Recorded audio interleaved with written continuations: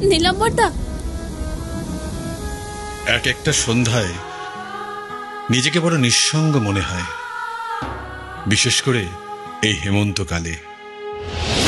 আমাদের দুজনেরই বর্তমান অতীতকে বড় কাছে পেতে চাইছে, তাই না? ঠিক বলেছ নীলাম্বরদা, জীবন এরকমই, এক নিমেষে সব কেড়ে নিতে পারে, আবার উজাড় করে সব ফিরিয়েও দিতে পারে। নীলাম্বরদা, তুমি এখনো নাটক করো, গান গাও, কবিতা বলো। মধ্যবিত্ত মানুষের মনে অনেক ভয়, অনেক দ্বিধা, তাই তো মধ্যবিত্তকে দিয়ে কোনো বড় কাজ হয় না।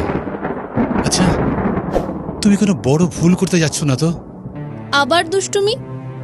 তুমি তো এক সময় বলতে যে বুদ্ধিমান মানুষের নাকি রসবৎ প্রবল।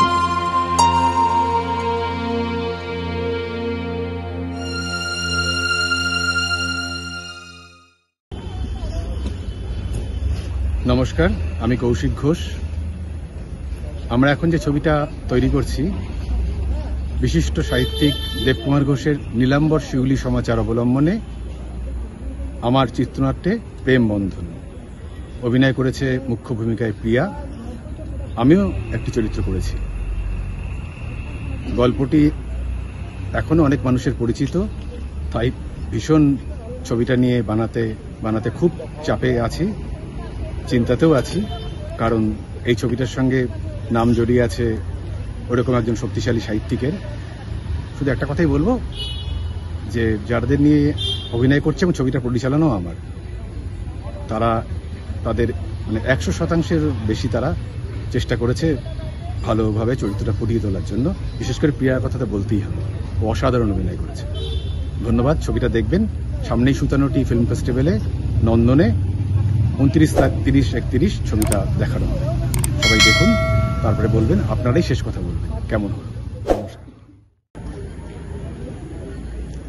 নমস্কার, আমি প্রিয়া।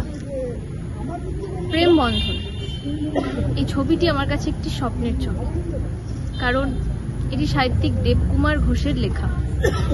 ওনার এই ছবিতে কাজ করতে পেরে আমি খুবই খুশি, এবং ধন্যবাদ জানাই পরিচালক কৌশিক ঘোষকে, যিনি আমাকে এই ছবিটিতে একটি গুরুত্বপূর্ণ চরিত্রে অভিনয় করার সুযোগ করে দিয়েছেন। ওনাকে অসংখ্য ধন্যবাদ, এবং আপনারা সবাই ছবিটি দেখবেন। ধন্যবাদ। আপনারা দেখছেন 24 ঘন্টা ইন্ডিয়া টিভি, সর্বদা সবার পাশে, সবার মাঝে। আজ এ পর্যন্ত।